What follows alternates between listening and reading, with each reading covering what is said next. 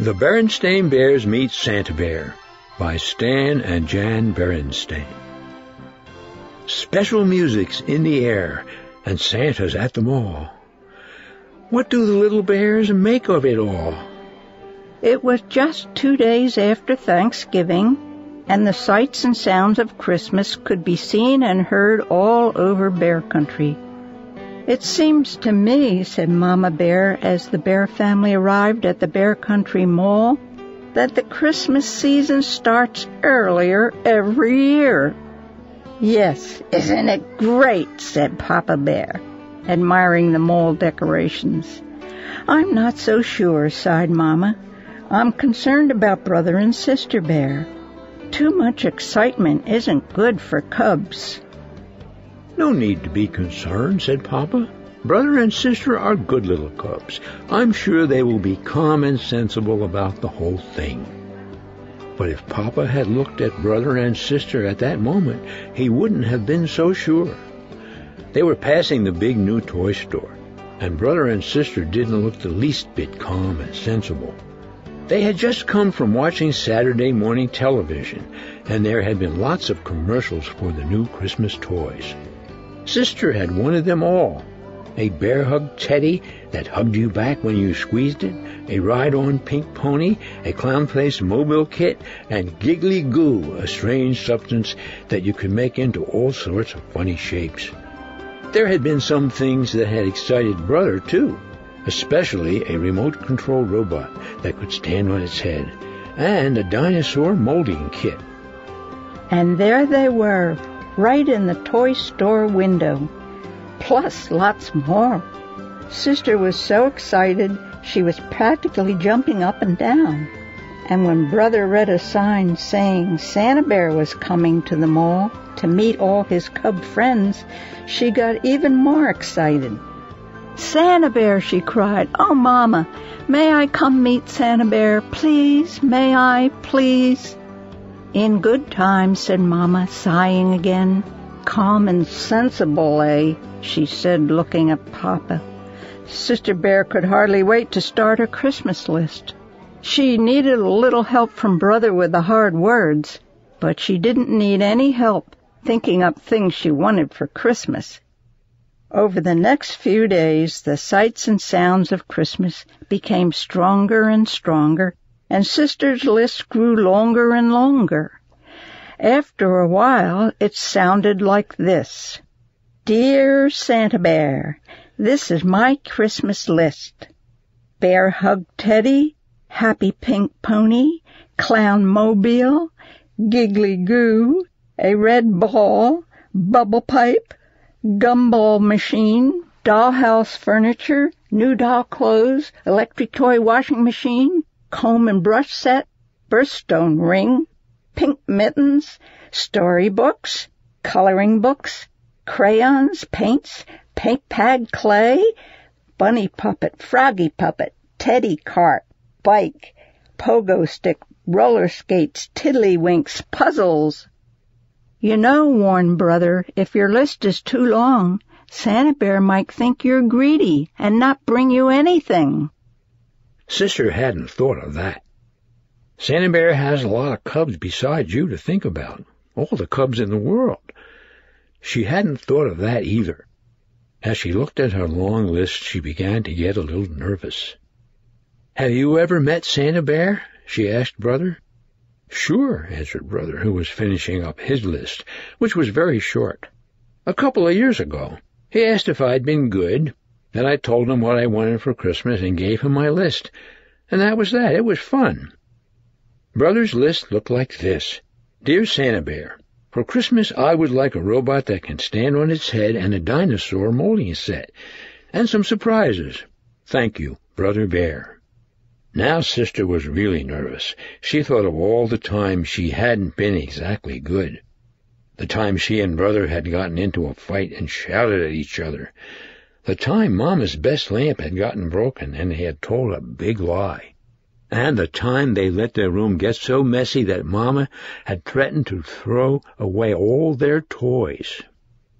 "Oh, I wouldn't worry about those times," said Mama, giving Sister a little hug. Santa Bear doesn't expect cubs to be perfect, just good. Then she said, I hope you have your list ready, because tomorrow is the day you're going to meet Santa Bear. Sister gulped. It's almost ready, she said. But what about your list for Santa, yours and Papa's? Don't worry about that, sweetie, said Papa. Santa Bear isn't for grown-ups. He's just for cubs. Psst, whispered Brother. Presents for Mama and Papa is our job, silly. Come on, let's see how much you've got in your piggy bank. Sister had just enough. Brother had enough and a little extra. That evening, Sister made a new list. It looked a lot like Brother's. When they got to Santa Bear's little house in the mall, the next day there was a line. While Sister waited, she began to think about Santa and what a hard job he had. She wondered how he took care of all those cubs. She wondered where he got all those presents. She wondered. Then, before she could wonder another wonder, it was her turn, and she was up on Santa Bear's big lap. It's very nice to see you, he said in a deep, jolly voice.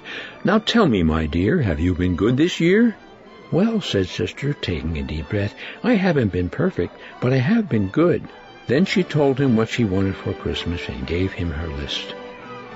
Santa gave Sister and every other cub a souvenir coloring book. The cover showed him and his 8 tiny reindeer flying through the starry night. Sister's mind was so filled with thoughts about Santa that she almost forgot about the special shopping she had to do. But Brother remembered. They found just the right presents for Mama and Papa. Sister chose a fine new fur brush for Papa and a lovely new pincushion for Mama.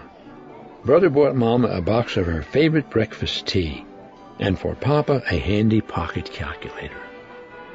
Look, said Sister as they were leaving the mall, another Santa. She was right. There, ringing a bell, was a rather skinny Santa with a scraggly beard. Beside him was a big iron pot that said, Help the Needy. That's one of Santa's many helpers, explained Papa. His job is to collect money to help the needy. Birds who need seed, squirrels who didn't put enough aside for the winter. The Bear family all put money in the pot. Sister had spent all hers and had to borrow some from Mama. Finally, the days and weeks of preparation and waiting were over, and it was Christmas Eve. You know something, Papa? Said Sister as she helped hang the last holly wreath. I've been thinking about Santa Bear and what a hard job he has. How can he visit every cub in the world in just a single night? Where does he get all those gifts? And besides, how can reindeer fly? And how can the sleigh land if it doesn't snow? And how can Santa come down our skinny little chimney? Papa took a deep breath, then looked up at the starry sky.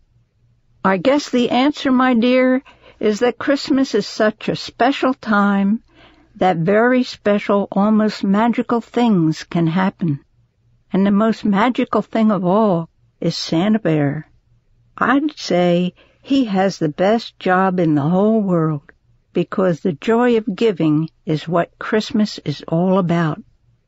I suppose, said Sister, that Santa could just skip the chimney and come in the front door. I suppose, said Papa. Then, before she went in, she took one last look at the starry sky, but it had clouded over, and now, instead of stars, there were snowflakes, thousands and thousands of small, silent snowflakes. Well, she thought, at least that'll help with the sleigh. When Sister woke up on Christmas morning, Bear Country was covered with a beautiful blanket of snow, and the floor beneath the Bear's Christmas tree was covered with piles of beautiful presents. What fun! What excitement! What shouting! Then, when the excitement and shouting were over, The cubs watched Mama and Papa open their presents. "What lovely, thoughtful gifts," said Mama. "Just what I wanted," said Papa. It was a very special moment. Sister knew right then and there that Papa was right. Santa Bear did have the best job in the whole world, because the joy of giving was what Christmas was all about.